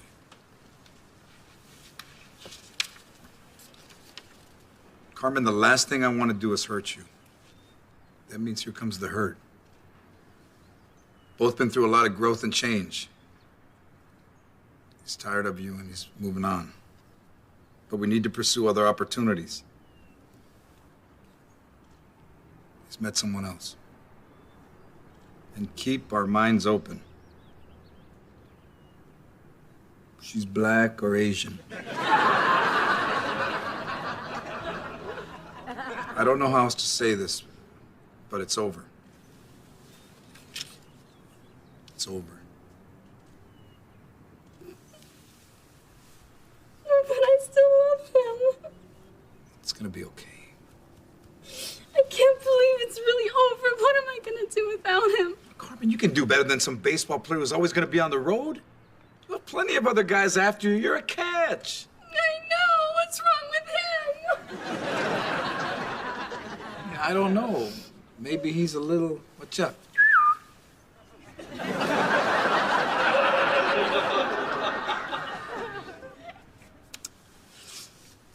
love you, Daddy. I love you too.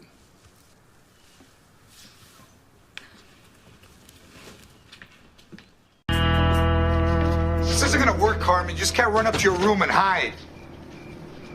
Especially since you don't have a key.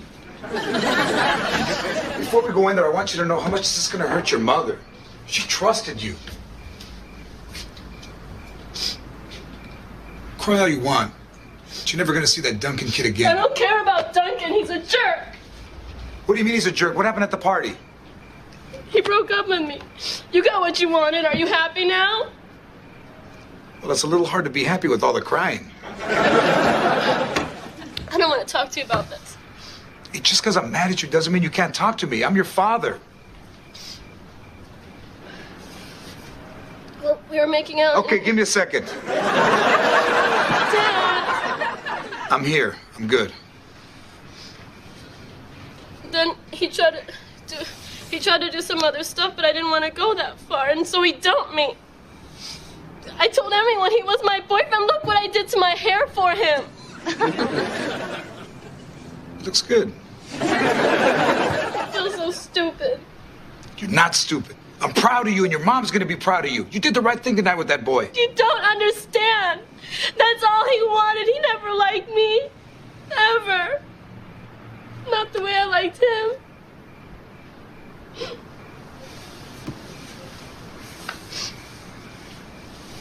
I'm sorry, Carmen. Wish I could say something to make you feel better. You can't. Maybe you could say something to make me feel better.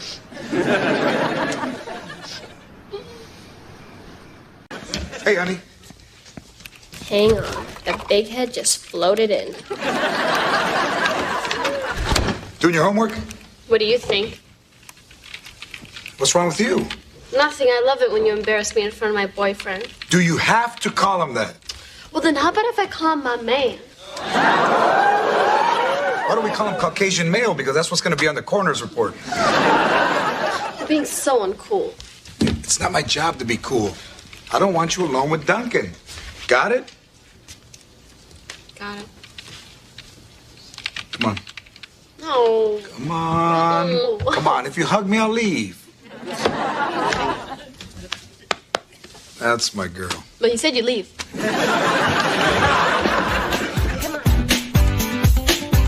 Can I have the rest of the frosting? No, Max, it's for the Great American Bake Sale. We're raising money for hungry children.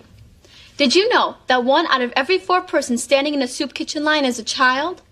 Did you know that 1 out of every 2 people in this kitchen doesn't care and just wants frosting?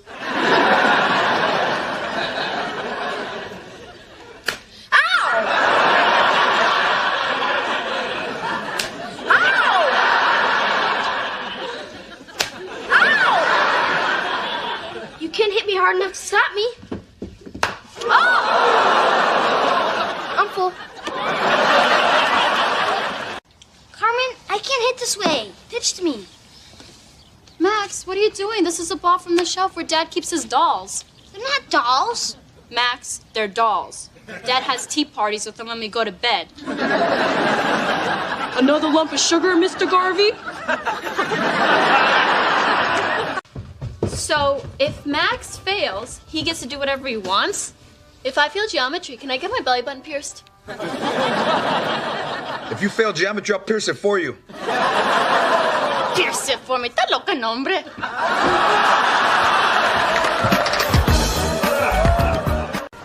I miss you too. Wait, somebody's calling.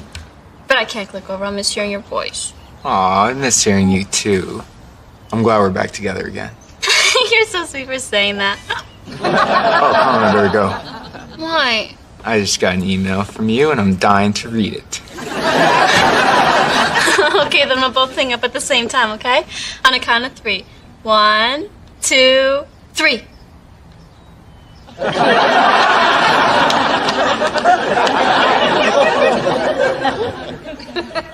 Are you still there?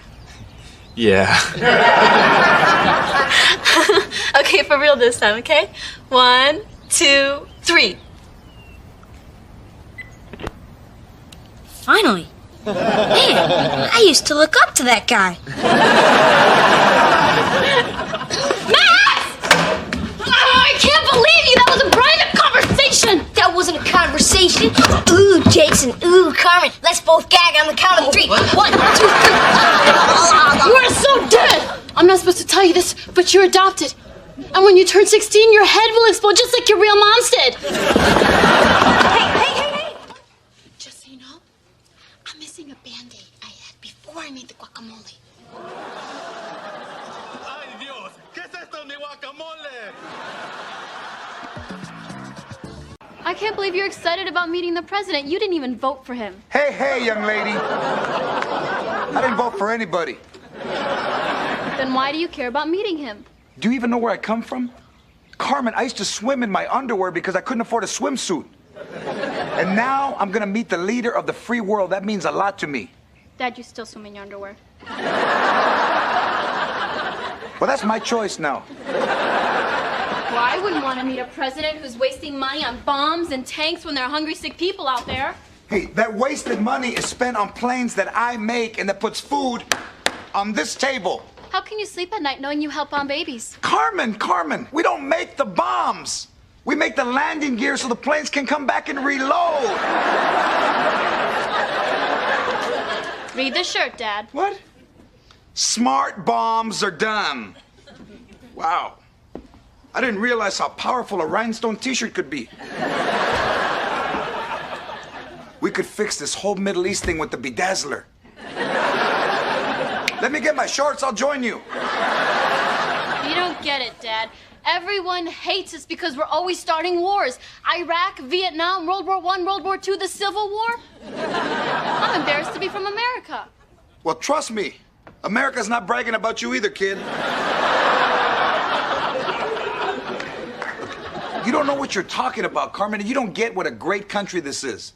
Where else can a second-generation Mexican-American factory worker who can't name his congressman and who ignores all his jury summons meet the President of the United States? You know what, Angie? Next time you buy stamps, forget about Lucy and Daisy. Get the one with the flags. I'm ready también. I'll go to war right now. I don't care. I'll go to Vietnam and start a fight. Carmen, you don't know how good you have it here. My uncles are in jail in Cuba because they dared to express their opinions. That's not where they're in jail. I'm making a point. Okay, well, since I can express myself, I'm going down to the factory and protest the president's speech. Oh, you do and I'll kill you. George. No, I'm serious. I'll kill you. You better not show up at the factory, Carmen. So what, I'm like a political prisoner now? This is America, okay? People fought and died for that right. I thought you just said war was wrong.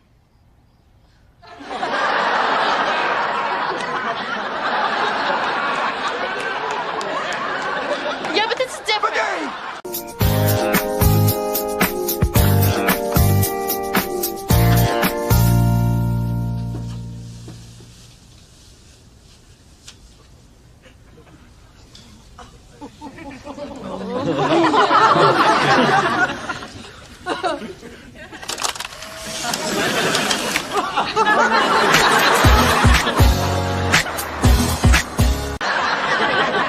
That's it?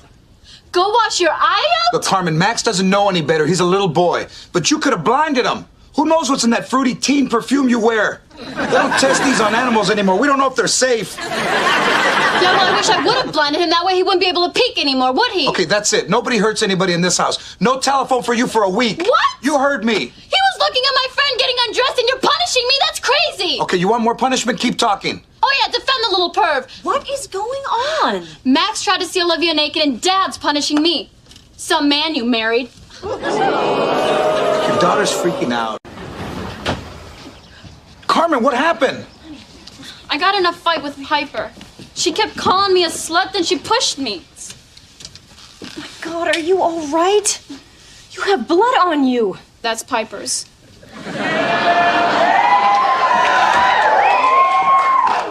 Really? Yeah, I punched her in the nose. Damn, my girl's a scrapper. George.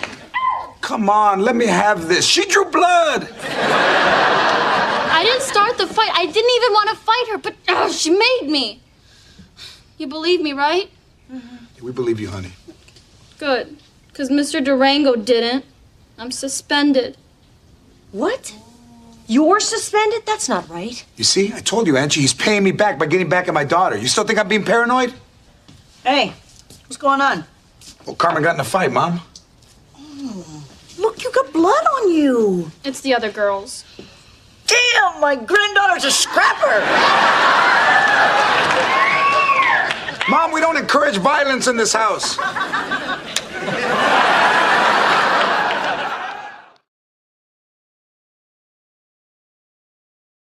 Happy birthday.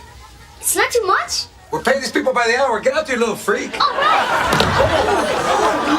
Your mom is right. I don't hate you. Just like anywhere else where I come from, there are good people and there are bad people. Which one are you? I'm good people. Oh, okay.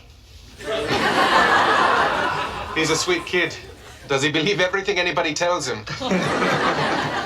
Hey, he still thinks doing yard work is astronaut training. Give me the phone, Max. Wait, is this really my grandpa? Yes, honey. Give me the phone. Hold on. I know I don't really know you, but you owe me 10 birthday gifts. Can I get a gun permit? Dude, you still got cartoons on your underwear. No.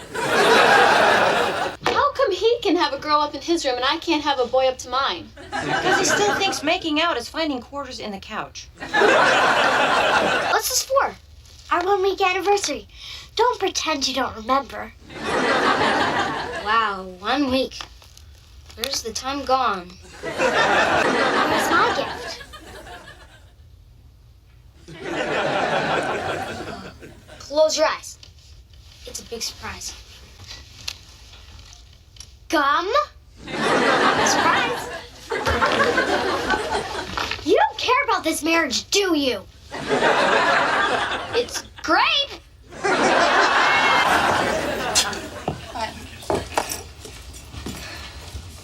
Aunt Gloria kissed Dad. That's how people say goodbye, Max. No, in the garage last night. Oh. What? In her nightgown. The red one, not the black one. Dad said we should wait till she left to tell you. Left the city, man, not the porch. He was watching her change it, so I sprayed him with the perfume. That's not true. Then why are you covering your eye? I'm just crying because I'm upset about being accused. Yeah, man, but you're only crying out of one eye. I'm not that upset. Is Daddy drunk? No, honey. This is just his very first birthday party. I wish he was drunk. It'd make more sense. Oh, this isn't real snow. It's plastic. Carmen, take your brother inside and rinse his mouth out. Snow? It's 70 degrees, doof. I told you the money in the fountain doesn't belong to you. It's for wishes. But my wish was to get all the money in the fountain. Can you sign something for school? We're going to the zoo, science, space place. Yeah. I had to get out of school. I wasn't ready to take my reading test for special ed. Dad tried to help me with my homework, but I don't have that kind of time. You should do your birthday up right. Then Max can copy normal behavior. Mommy, Daddy, stop! You're gonna drive me into the arms of some pathetic gang member. Carmen? Is that it? Max, get your bat and your butt down here. Let's go, man. Hustle, hustle, hustle. Ready, Dad. Come on, son, let's go. Mom, I know it's early, but can you take the brownies out? I don't want them dry for the guys. Okay. Dry for the guys. Holy crap.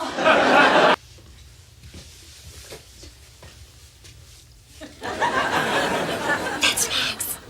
Yes, and you're Angie. I know all of you. Before they get here, can you help me look for my frisbee over by those trees?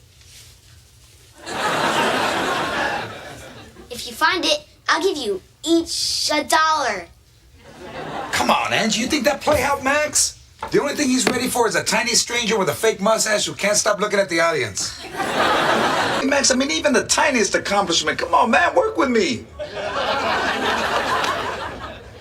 Oh, okay. Well, I was laughing so hard in math class that I got a fly caught in my mouth. And I kept it in there for a whole minute. congratulate me. I just finished my last history test. Wait, you've been in class this whole time? It's 6 o'clock. I thought you were in soccer practice. No, the teacher let me stay a little longer to finish. Hey, did you know that the classroom lights go out automatically if you don't move for 20 minutes? Number 5. It looks like we finally got a good one. He's paid attention. Okay, sweetie, let's try it this way. X is my secret, and you want to figure my secret out. So I'm going to give you a clue. 2 times X equals 10. Oh, I just gotta chill. He's only paying attention because she's so pretty. What are you doing? I'm gonna find another tutor. George, this isn't working, and it's not the tutors. They've helped other dyslexic kids. It's Max. No, it's not. Look, maybe he's not mature enough to take this seriously. I think it would be good for him to spend another year in the 5th grade to grow up. No way. Look, this isn't about maturity, Angie. Okay, you never had a learning disability. There's gotta be somebody out there who can help him. Did you know that 1 out of every 4 persons standing in a soup kitchen line is a child? Did you know that 1 out of every 2 people in this kitchen doesn't care and just wants frosting?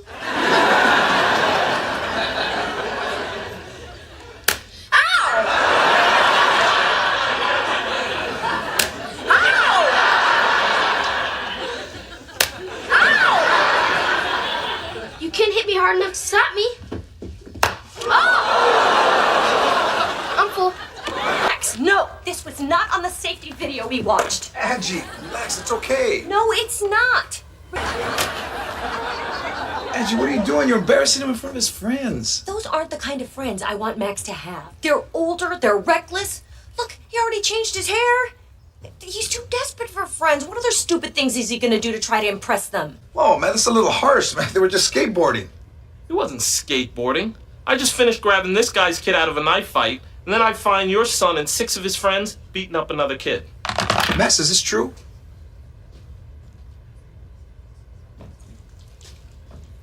Don't be too hard on yourself. Once a kid goes down that road, there ain't much you can do. This is all the stuff I don't want anymore.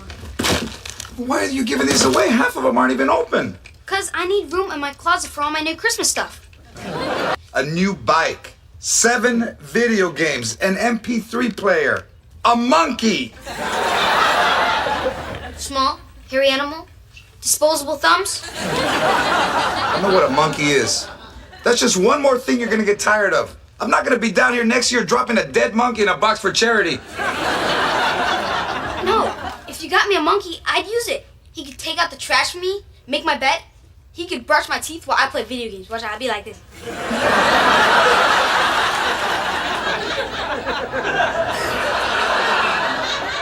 Yeah, maybe he could go to school for you too. You might actually get a B this year. Okay, but it's my picture in the yearbook. We can go inside and get something to eat. I'd have to take my snow pants off to get the dollar out of my pocket. It's not worth it.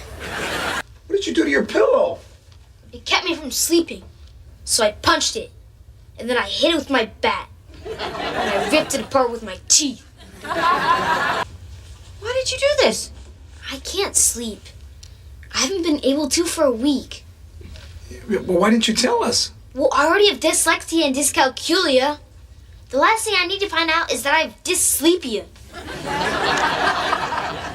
It's called insomnia. I knew there'd be a word for it. There's a word for everything that's wrong with me. Honey, there's nothing wrong with you. I'm in special ed. I studied 3 times harder than anyone else, and I still might flunk the 5th grade. Oh yeah, I'm a winner. I'm talking about Max. What's wrong with Max? Oh, Daddy, he's so stressed out about school. He ripped up his pillow last night. Does your hospital have any good child psychologists? Psychologists? Look, no way. Look, Angie, we're Lopez's. And we don't go for help until right before it's too late. I'm really worried. Max wants to know if we have any pillowcases that taste better. Hey, how's our boy doing? Having a great time, Mom, and he's sleeping like a baby. Oh, wow, look at him go. 2 weeks in the gym, and my grandson is already a killer. Oh, dude, that's my boy! I'm so proud of you, Max. Max, you're a real fighter, man. Did you see me? I put him down. I'm the man. What's up, Mom? Why are you wearing Carmen's sunglasses? That's it. You're grounded. Now you go put those back in her room and you think about what you've done. But on the way, don't trip on the end table in the hallway and get a black eye. Oh, okay. Now that I told him, it's probably gonna happen. Been able to focus better in school and he's sleeping better. Isn't that what we wanted, right? But at what price? I don't want some kid punching my son in the face so he can sleep. It was an accident. He hit himself taking off his glove. And you're the one that's always worried about his self-esteem, okay? Well, boxing has given it back to him. You should see him. He's literally like that. I don't want him getting his self-esteem from hurting people. But I know I can win. Why? Because what kind of job are you gonna get if you don't go to school? I can be a pro skateboarder. Really? Because I don't see a lot of pro skaters coming into the house saying, "Mommy, my elbow, kiss it." I'm just stupid. Look, you are not stupid. You have a learning disability. Look, I know what you're going through. When I was in school, I remember taking tests and just sitting there because I didn't understand any of it. Gee, so if I work hard and graduate high school, I can get some loser job at a factory like you? You know what? I don't care. I do whatever you want. I give up on you.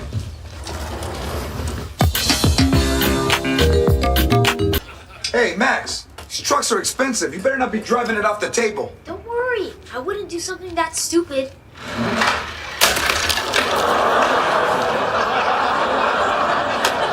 It worked! I built a ramp up in my room, and the car jumped all the way down onto the picnic table. Isn't that awesome? Now, what the hell is this? Look, we don't buy you toys just so you can destroy them. But I'm gonna get more. Do you know there are kids in the world, Max, who don't even have toys? And there are kids who have a lot more toys than me, so it kind of balances out. Am I the only one who answers the door around here? Max! I'm getting it!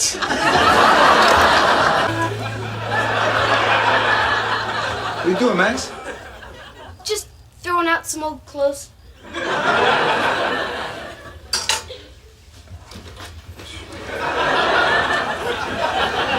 Hey, Max! Bring that trash bag over here. I want to throw out these coffee grounds. Oh, that's okay. I'll get another bag for you. Well, why waste a bag? I mean, I gotta pour this hot bacon grease in there. It's really full. Well, then I'll jump on it and squash it down. Get back here, Ricky! Hey, Dad, I'm gonna buy some gum. Can I have $300? $300? I buried it behind the lemon tree in the backyard. You dig it up, you can have it. Cool! Here, let me help you. You okay? Dad, why don't you just hire somebody to dig the holes for the sprinklers? Max is gonna figure it out someday. Not if he keeps running into the door. Dad, I need to ask you something. What is it? I know something about someone, but I'm not sure if telling on them is the right thing. Max, what have we told you about being a tattletale? It's not about you, Dad. Then spill it. Carmen ditched school yesterday, and this morning I heard her crying. And last week she used my skateboard. That's not part of it. I'm just mad about it. Carmen, we have a witness, someone who shall remain nameless. You couldn't wait till I left! She didn't say your name, bro. Oh. It's in Egypt. That's where Hosni's from. Like those guys on the news? Why do you hate us? Max! You know, he doesn't hate us. You know it's wrong to assume things about people. I'm really sorry about that, Hosni. We try to teach him to be cool with all different types of people, but apparently we missed one. One of these days, Max, one of these days, pow zoom straight to the moon! Up your nose with the rubber hose? I'll kiss Margaret! It's not my job, man! and go to bed. Max, good night, you big dummy. I don't know what you're saying! Max, you want some help on that art project? Not now, Mom. I'm fighting my way through the dungeon, trying to get the golden chalice. Do you even know what a chalice is? It's something that 5 dragons, a troll, and you are keeping me from getting. Where's my book bag? Did you look in your room? It's too messy. Mom, if you're delivering meals, when are you gonna hem my pants? When are you gonna help me look for my book bag? I don't know. Hey, little guy, is your dad home? Yeah, it's right there. But I thought he was your dad. I have 2 dads. God, you must have been terrified. Nah, I've seen worse when I play my video game, Carjacker 3. Yesterday, this soccer mom got blown away because she wouldn't give up her SUV. What? I didn't want to do it, but I needed the points. I'm graduating! I passed the 5th grade! Honey, that's great. We're so proud of you. Hey, Grandma, you might want to stand up now because those pigs are going to be flying out of your butt. I don't know why you're so worried about us. When Jason said he'd love me forever, he meant forever. When he said that, was your shirt on or off? Upstairs. It matters. Your grandma's gonna be walking through that door any second, okay? She's gonna look a little different. So don't stare and don't ask any questions. Damn, Grandma, your boobs are huge. Until your dad comes home, you can be the man of the house. Oh, Mom, don't forget, I'll be home late. We've got that field trip today. To where? A strip club? Go change. You look like a slut. Max!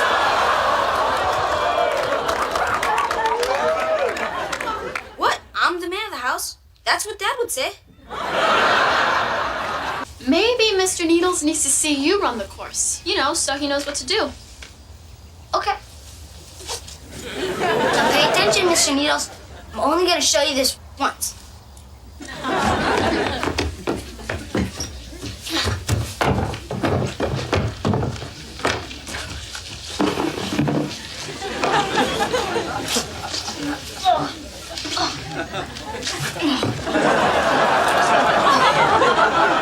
But we should get under the table. You're supposed to make yourself look bigger. That's for a bear! Come on, outside, go! This sucks. Come on, Max, we're out of here right now.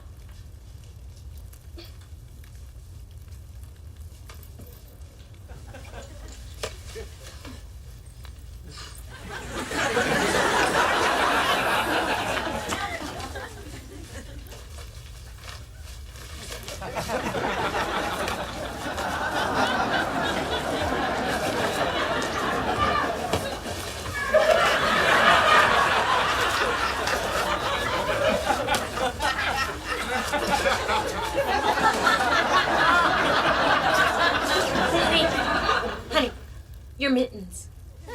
Hey, Dad, want to play catch? Later. Later when? I don't know. Later. I'm not 6 anymore. I know that later means never.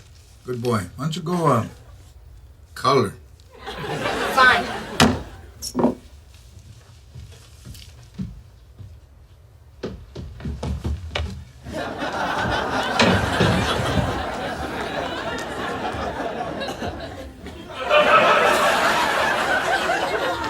You ready for some football, Max? Yeah! All right, my ball go deep.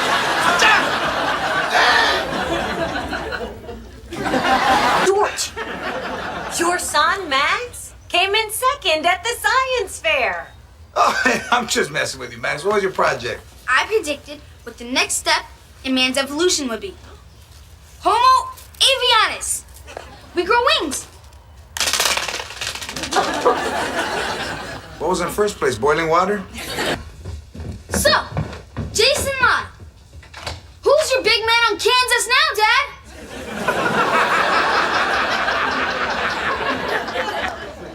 It's campus, Max. Who's your big man on campus?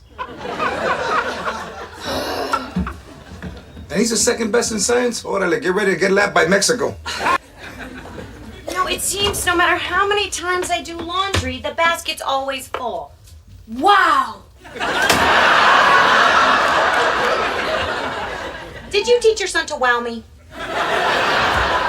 You know about the wow? I have for 11 years. Wow. Hi, I'm Max. Can I get you something to drink? What are you doing? She's a guest. Cookie things. You smell good. I bet bees chase you. And Carson City is the capital of Nevada. And Concord is the capital of New Hampshire. And Trenton is the capital of New Jersey, also known as the Garden State. I love you. Everything happens for a reason. That's what you said when my hamster died. What did you want me to say? That Mr. Fluffer starved because a selfish little boy got a skateboard and forgot to feed him? Yeah, I wish you had a cliche now, don't you, hamster killer? Why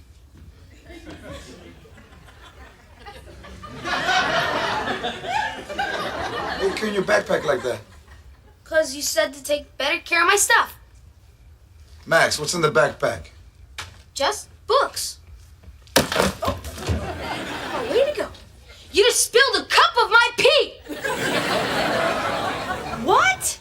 For 7 years, it was in his bed. Now it's in his backpack. Oh. There's whiz all over my book report. Why don't you sit in for me? That's okay. I played all afternoon. No, come on, sit in. You're in, brother. Crap. But I'm in jail. You're in jail? Dad's in jail? Wow, you finally killed Grandma. You're next. Magic 8 Ball. Should my dad forgive his dad or not? Reply Hazy, try again. Magic 8 Ball. Should I defy you? Put it away! Dad, pick a color. What? Oh, a cootie catcher. I remember those. Let me see that, Max. Put your seatbelt back on.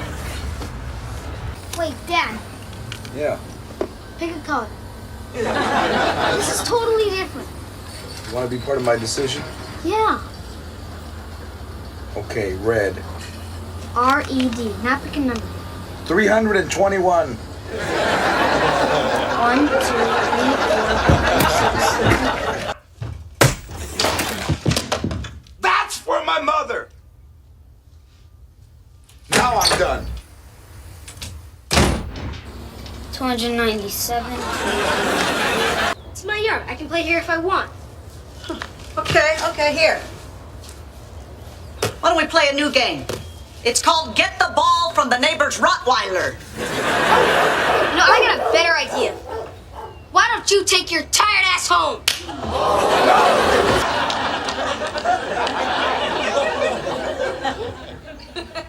Are you still there? Yeah. Man, I used to look up to that guy. I can't believe you! That was a private conversation! That wasn't a conversation. Ooh, Jason. Ooh, Carmen. Let's both gag on the count of 3. 1, 2. Hey, Grandma. Yeah. Did your dad ever say he gave up on you? Where'd that come from? I'm messing up in school, and Dad said he's giving up on me. Wow. You know, my dad might have beat me like an old blanket, but he never gave up on me.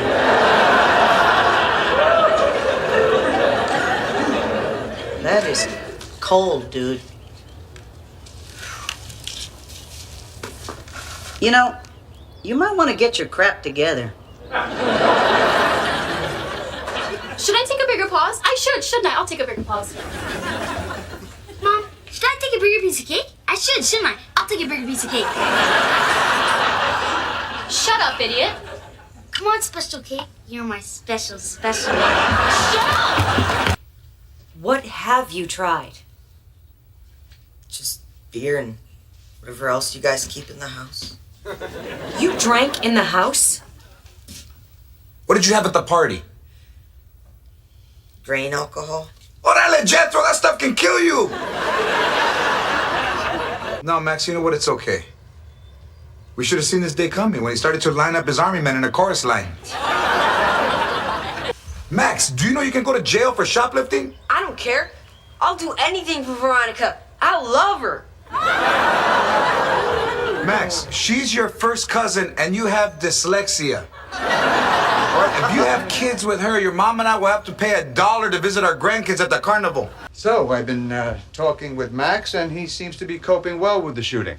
Man, one session and he's fixed.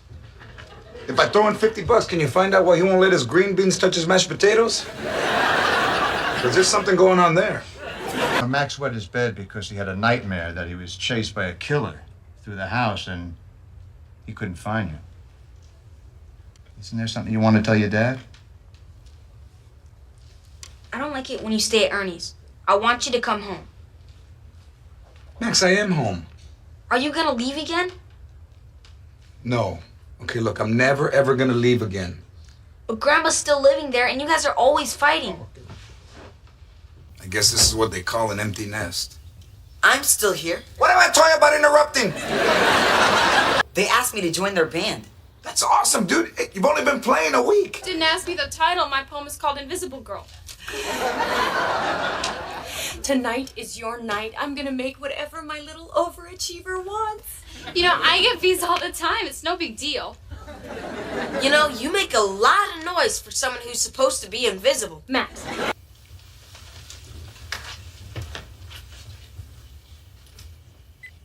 Viva la raza!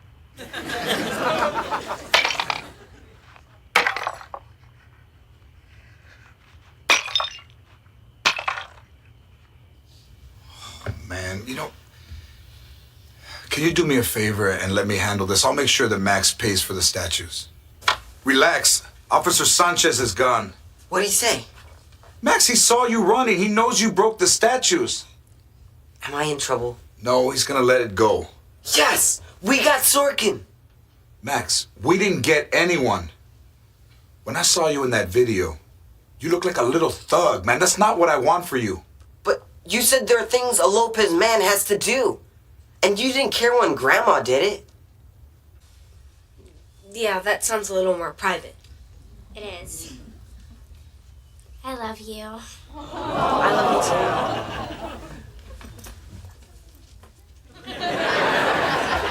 All right, Mom.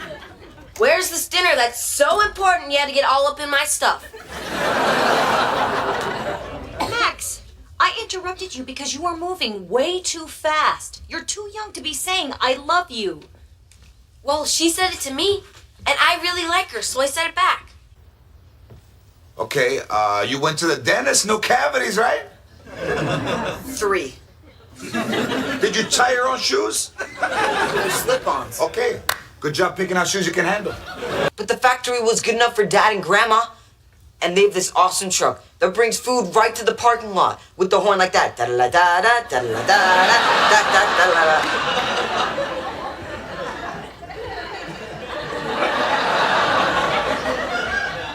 A truck that brings food? That's your best argument? Wait a minute, you have to admit, the Roach Coach is pretty cool when you first started.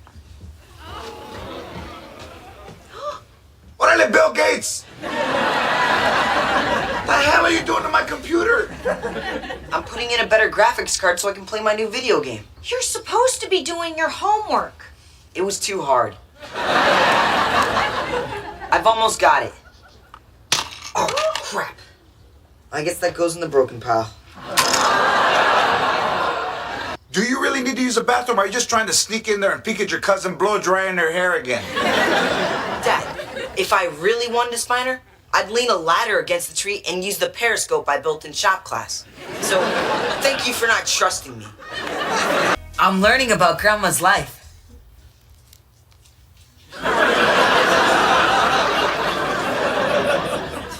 This is Grandma Emelina in the 4th grade. Here she is under a tree. This is great. I feel like I really know her.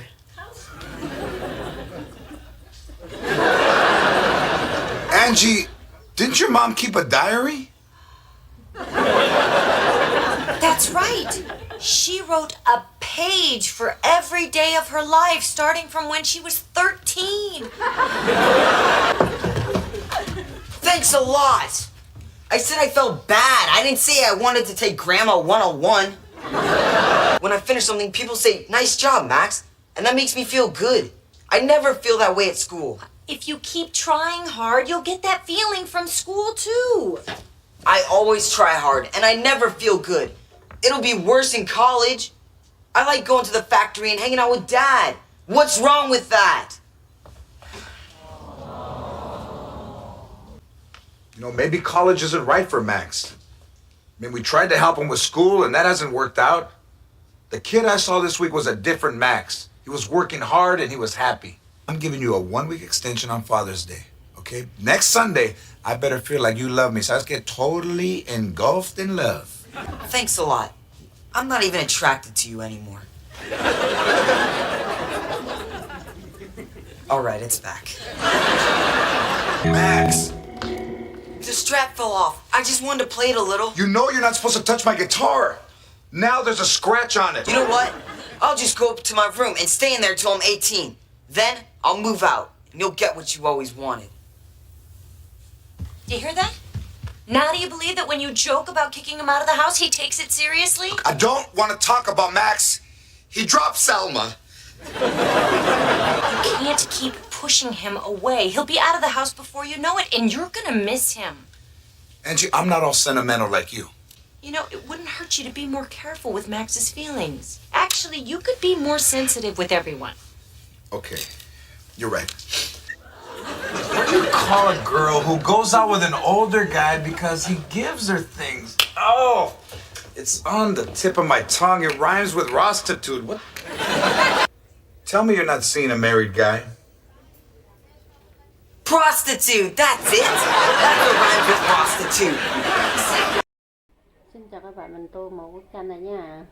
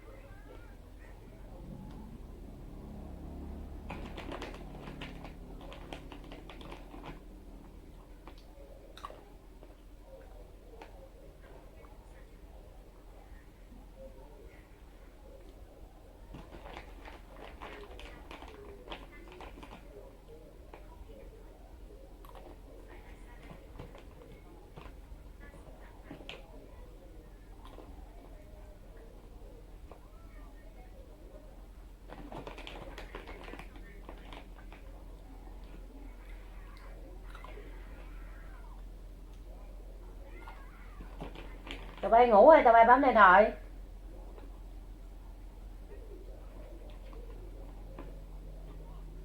Gì vậy bạn? Chắc tôi tiếng ngủ ai?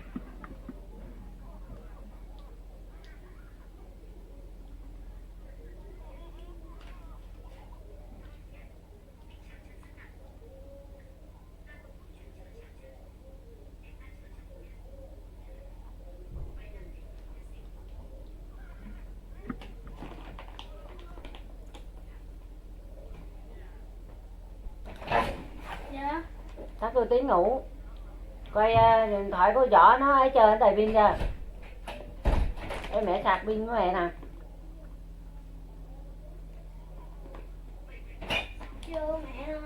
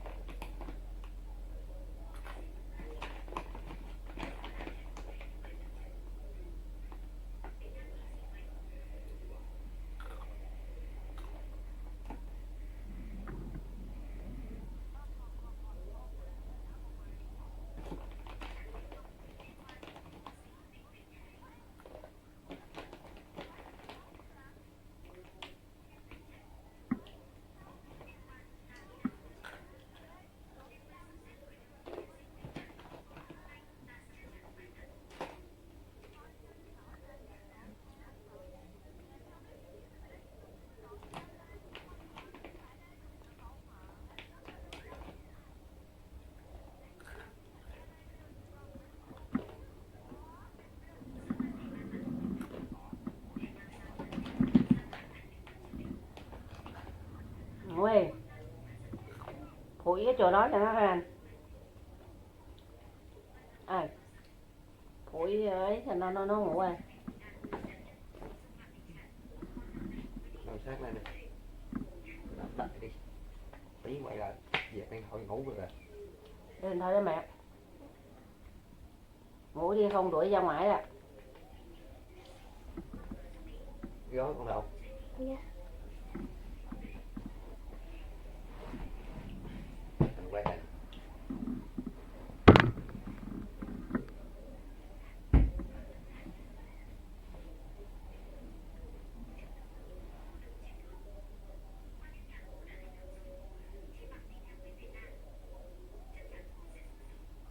Chị nói tắt nó còn bắt chứ.